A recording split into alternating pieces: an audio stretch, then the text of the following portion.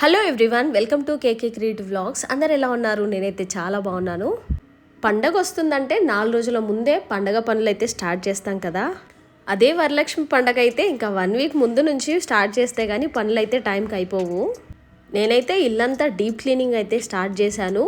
ఒకరోజు మొత్తం ఇల్లంతా బూజు దులపడానికే టైం సరిపోయింది. ఇక్కడ నేనైతే అన్నీ అయితే వీడియో తీయలేదు, కొన్ని మాత్రమే తీశాను. ఇంకా ఇదైతే సెకండ్ డే రోజు అనమాట. కిచెన్ మొత్తం డీప్ క్లీనింగ్ చేద్దామని డిసైడ్ అయ్యాను. ఇల్లు పైకి చూడడానికి మాత్రం మస్తు నీట్గా కనిపిస్తుంది, కానీ ఎప్పుడైతే మనం దులపడం స్టార్ట్ చేస్తామో ఎక్కడ లేని దుమ్ము మొత్తం మన ఇంట్లోనే ఉందా అనిపిస్తుంది. ఇదైతే ఫస్ట్ డే క్లీన్ చేసిన చెత్త అనమాట. మొత్తం 4-5 బస్తాలు అయితే నిండింది. ఇక్కడ చూపించేది చాలా తక్కువే. కిచెన్ అయితే నార్మల్గా రోజు క్లీన్ చేసుకుంటూ ఉంటాం, కానీ అక్కడ ఉన్న సామాన్లన్నీ కింద పెట్టి తుడుస్తూ ఉంటే ఎక్కడ లేని చెత్త మొత్తం వస్తుంది. నేనైతే నార్మల్గా రోజు అయితే క్లాత్ పెట్టి క్లీన్ చేస్తాను. ఎక్కువ వాటర్ వేసి కడగడానికి అయితే వీలవ్వదు, ఎందుకంటే మా స్టవ్ అయితే టైల్కే ఫిక్స్ చేసామన్నమాట. ఇంకా వాటర్ లోపలికి వెళ్తే ప్రాబ్లం అవుతుందని ఇంకా నేను రోజు అలా క్లాత్ తోటి అయితే క్లీన్ చేస్తూ ఉంటాను. ఇలా డీప్ క్లీనింగ్ చేసినప్పుడు అయితే వాటర్ వేసి మొత్తం స్నానం అయితే చేపిస్తాం మంచిగా టైల్స్ అన్నిటికీ. మనం రోజు ఎంత క్లీన్ చేసినా టైల్స్కి అయితే ఎంతో కొంత ఆయిల్ మరకలు అయితే పడుతూ ఉంటాయి కదా. అందుకోసమని నేను ట్రాన్స్పరెంట్ పేపర్ అయితే వేసుకుంటానమాట. మనకి ఎప్పుడైనా తీసినప్పుడు చాలా ఈజీగా క్లీన్ చేసుకోవచ్చు. ఇంకా రోజు నేను వాటర్ వాష్ చేయను కాబట్టి అలా కవర్ అయితే వేసి పెట్టుకుంటాను. కిచెన్ క్లీనింగ్ అయిపోగానే ఇంకా నేను బ్రాస్ ఐటమ్స్ అయితే క్లీన్ చేద్దామని స్టార్ట్ చేశాను. అన్నీ క్లీన్ చేయడం ఒక లెక్క అయితే ఈ బ్రాస్ ఐటమ్స్ క్లీన్ చేయడం ఇంకో లెక్క కదా. అది క్లీన్ అవ్వాలంటే చాలా టైం పడుతుంది. చాలా మురికి అయితే పట్టేసింది. ఇంకా నేను బ్రష్ తోటి అయితే మొత్తం క్లీన్ చేశాను. చూసారా ఎంత తెల్లగా ఎంత బాగా అయిందో.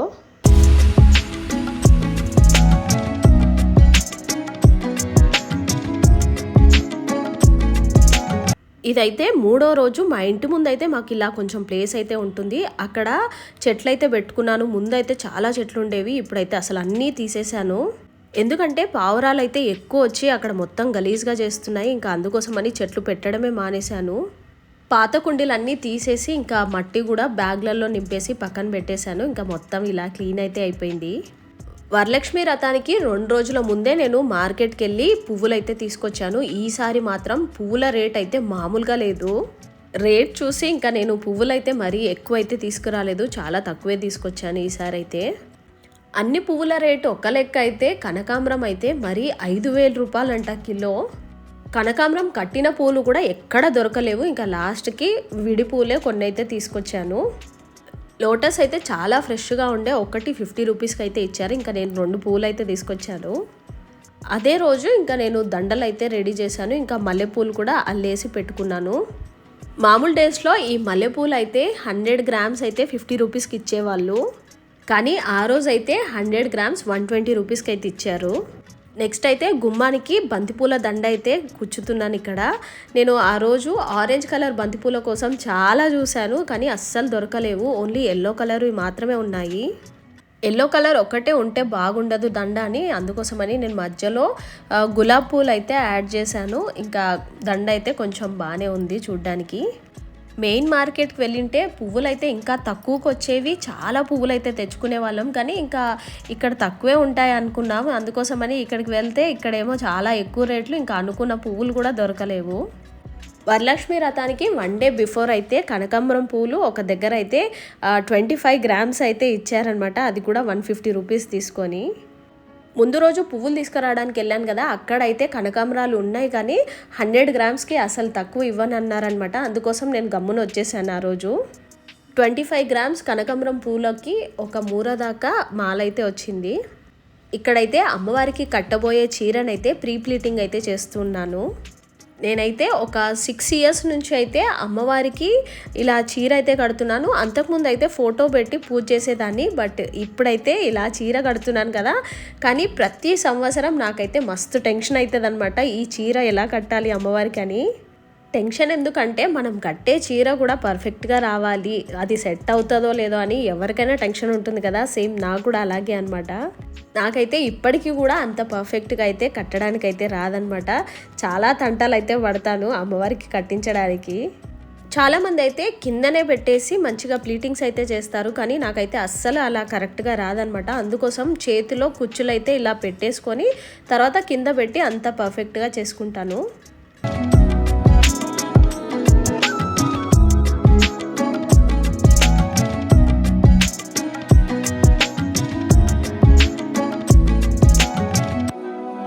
ఈ పిన్నిస్ పెట్టేటప్పుడు అయితే చాలా టైం పట్టింది. అస్సలు ఆ క్లాత్కి అయితే కిందికి దిగట్లేదు.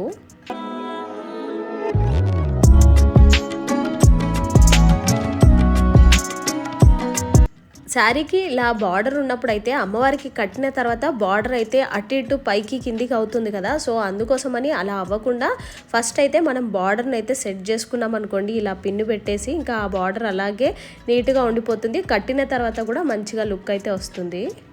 నేనైతే శారీకి పైన కింద బార్డర్ అయితే సెట్ చేసిన తర్వాత మధ్యలో సెట్ చేసుకున్నాను. ఇదైతే శారీలో వచ్చిన బ్లౌజ్ అనమాట. ఆ బ్లౌజ్ని కట్ చేసి హ్యాండ్స్కి పెట్టడానికి అయితే సెట్ చేసుకుంటున్నాను.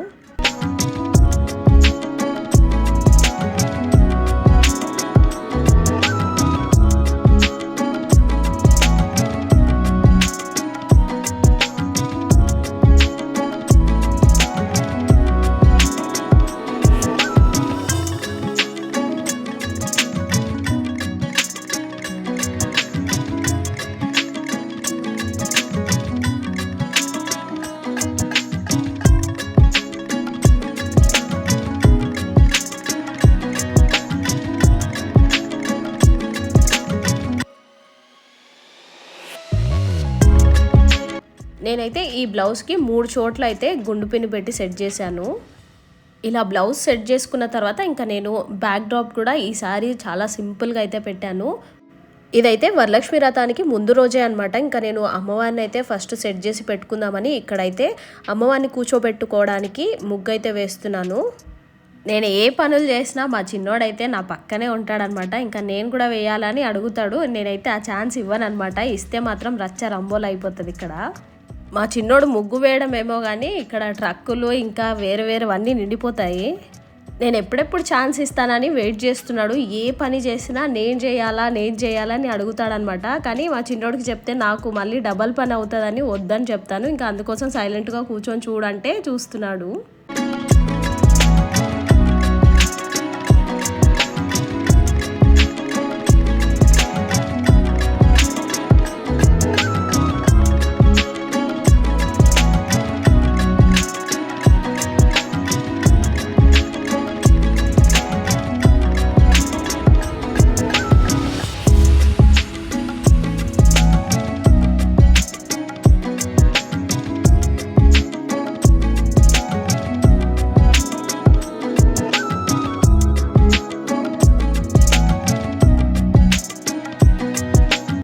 పైన పెట్టిన చిన్న చెంపుకైతే బ్లౌజ్ పీస్ ఇంకా హ్యాండ్స్ అయితే సెట్ చేసుకోవాలి. ఇంకా కింద అయితే ఇలా దారం అయితే కట్టాను.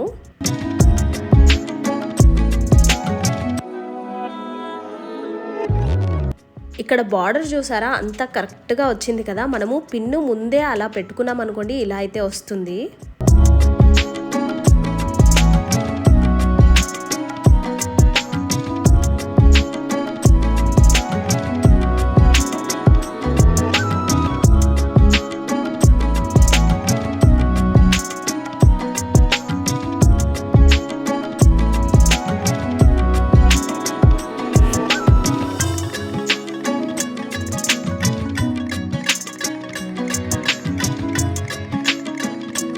ఇక్కడైతే అమ్మవారికి కాళ్ళు అయితే సెట్ చేస్తున్నాను. నేనైతే ఫస్ట్ టైం పెడుతున్నాను అనమాట. లాస్ట్ ఇయరే తీసుకొచ్చాను కానీ అప్పుడు వస్తుందో రాదో అని ఓన్లీ హ్యాండ్స్ అయితే పెట్టాను. బట్ ఈసారి అయితే ధైర్యం చేసి ఇంకా నేను కాళ్ళు కూడా పెట్టాను. ఇంతకీ అమ్మవారి శారీ ఎలా ఉందో చెప్పడం మర్చిపోకండి. ఇంకా ఫైనల్గా అయితే అమ్మవారి రూప్ అయితే పెట్టేశాను. ఇక్కడైతే మా చిన్నోడు మస్తు హ్యాపీ అయ్యాడు. ఎందుకంటే ఒక పని అయితే అప్పచెప్పాను. ఏదైనా పని చెప్పు అంటే ఏం చెప్పాలో అర్థం కాక తాంబూలం సెట్ చేయమని చెప్పానమాట ఇద్దరికి. ఇంకా ఇద్దరు కూర్చొని ఇక్కడ సెట్ చేస్తున్నారు. వాళ్ళ అన్న ఏదైనా సెట్ చేసినా కూడా అది తీసి మళ్ళీ మా చిన్నోడు సెట్ చేస్తున్నాడు. నేను ఎప్పటి నుంచో అంటున్నాను అనమాట, ఈసారి వరలక్ష్మి వ్రతానికి మొత్తం 2 చేతుల నిండా మెహందీ పెట్టుకోవాలని. కానీ ఆ రోజైతే అస్సలు కుదరలేదు మెహందీ పెట్టుకోవడానికి. నేనైతే ఫుల్ టయర్డ్ అయిపోయి ఇంకా 11ంటికి అయితే పడుకున్నాను అనమాట. ఇంకా నా వల్ల కాదు అని.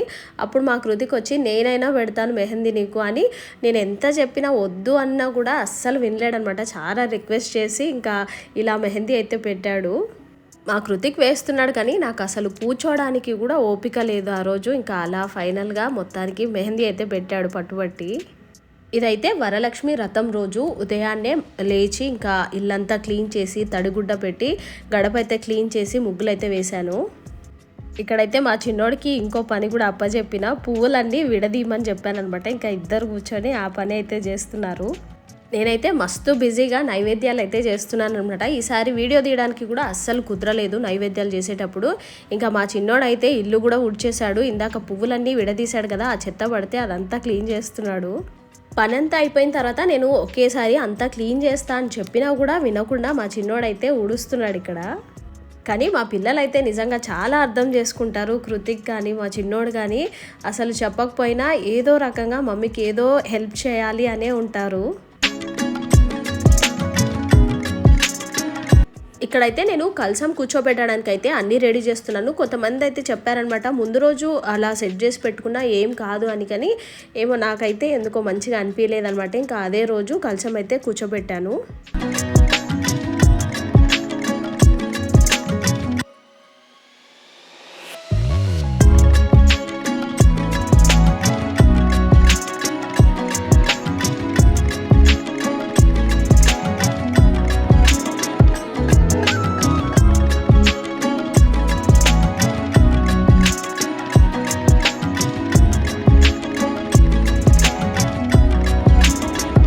పూజకైతే అన్నీ రెడీ చేసి పెట్టుకున్నాం అనమాట. వరలక్ష్మి వ్రతంది అయితే నేను ఈ వీడియోలో అయితే యాడ్ చేయట్లేదు, ఎందుకంటే చాలా లెంతీ అయిపోతుంది. నెక్స్ట్ వీడియోనైతే అస్సలు మిస్ అవ్వకుండా చూడండి. సో ఈ వీడియోనైతే ఇంతటితో ఎండ్ చేస్తున్నాను. చేసుకోండి మామ.